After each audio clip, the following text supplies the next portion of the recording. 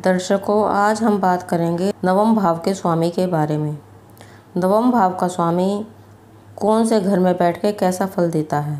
नवम भाव का स्वामी यदि प्रथम भाव में बैठ जाए यानी लगन में बैठ जाए तो नवम स्वामी को हम भाग्य से भी जोड़कर देखते हैं। ये भाग्य का मालिक होता है, इससे भाग्य का पता चलता है। जब भाग्य का स्वामी लगन में बैठ जाए तो ऐसा व्यक्ति बहुत ज़्यादा भाग्यवान होता है, ऊंचे पद पे आसीन होता है, सुंदर होता है, लोकप्रिय होता है। लोग बाग इसका ऐसे व्यक्ति का मान सम्मान बहुत ज़्यादा करते हैं। नवम भाव का स्वामी यानी भाग्येश जब द्वितीय स्थान में बैठ जाए तो ऐसा जातक बहुत ज़्यादा पढ़ा लिखा, लोकप्रिय और ऐसे जातक को बहुत ज़्यादा संतान का सुख भी प्राप्त होता है। नवम भाव का स्वामी यदि तृतीय भाव में बैठ जाए तो तृतीय भाव भाई बहनों का भी होता है और पराक्रम का भी होता है। तो ऐसे जातकों को भाई बहनों से बहुत ज़्यादा प्यार मिलता है, भाई बहनों से उसके सुखद संबंध होते हैं। ऐसा व्यक्ति बहुत ज़्यादा धनी होता है, चतुर होता है, अच्छे आचरण वाला होता है। जबकि तृतीय भाव एक अशुभ भाव भी है, लेकिन यहाँ नवम भाव का स्वामी शुभ फल देता है और अपनी पूर्ण दृष्टि से देखता है नवम भाव को ही। ज्योतिष में ऐसा माना जाता है कि जब कोई भी भाव अपने स्वामी को देखता है तो बहुत ज़्यादा शुभ फल प्रदान करने लगता है। नवम भाव का स्वामी यदि चतुर्थ भाव में बैठ जाए तो ऐसे जातक को भूमि, वाहन, भवन आदि सभी सुख प्राप्त होते हैं और माँ का तो अत्यंत सुख प्राप्त होता है।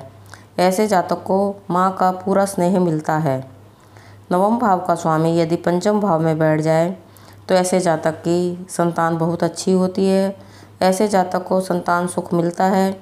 ऐसा जातक बुजुर्गों के प्रति निष्ठावान होता है, धार्मिक प्रवृत्ति का भी होता है, लोक में विख्यात भी होता है, यानी उसे प्रसिद्धि पूरी मिलती है। नवम भाव का स्वामी यदि षष्ठ भाव में बैठ जाए तो षष्ठ भाव में यहाँ थोड़ा अशुभ फल देता है। ऐसे जातक को कभी तो धन प्राप्त होता है, लेकिन कभी कभी धन का नाश भी हो जाता है। और ऐसे जातक का अपने ननिहाल के संबंधियों से यानी ननिहाल से संबंध खराब रहते हैं और शत्रुओं से भी वैसा जातक दुखी रहता है। सबसे बड़ी खराब बात यह है कि ऐसा जातक अपने शत्रुओं के प्रति भी विनम्र रहता है, जो कि ये होना नहीं चाहिए। नवम भाव का स्वामी यदि सप्तम भाव में बैठ जाए तो ऐसे जातक का भाग्योदय विवाह के बाद ही होता है, यानी ऐसे जातक का शादी के बाद भाग्योदय होने लगता है। और ऐसे जातक की पत्नी भी बहुत ज़्यादा सुंदर रूपवती होती है और लक्ष्मीवान होती है।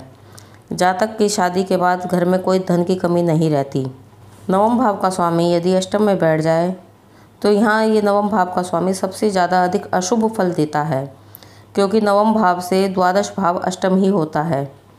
ऐसे जातक को यहाँ खर्च अधिक हो जाने लगता है और अशुभ फल प्राप्त होते हैं। नवम भाव का स्वामी यदि नवम में ही बैठ जाए तो ये उसकी अपनी स्वराशि होगी और ऐसा जातक अत्यंत भाग्यवान, धनवान होता है। जो कुछ चाहता है उसे उस जीवन में सब कुछ प्राप्त होता है। ऐसा जातक विदेश में भी जा सकता है, धन को प्राप्त कर सकता है। ऐसे जातक को मान सम्मान बहुत ज़्यादा मिलता है। ऐसे जातक के पिता की आयु भी लंबी होती है।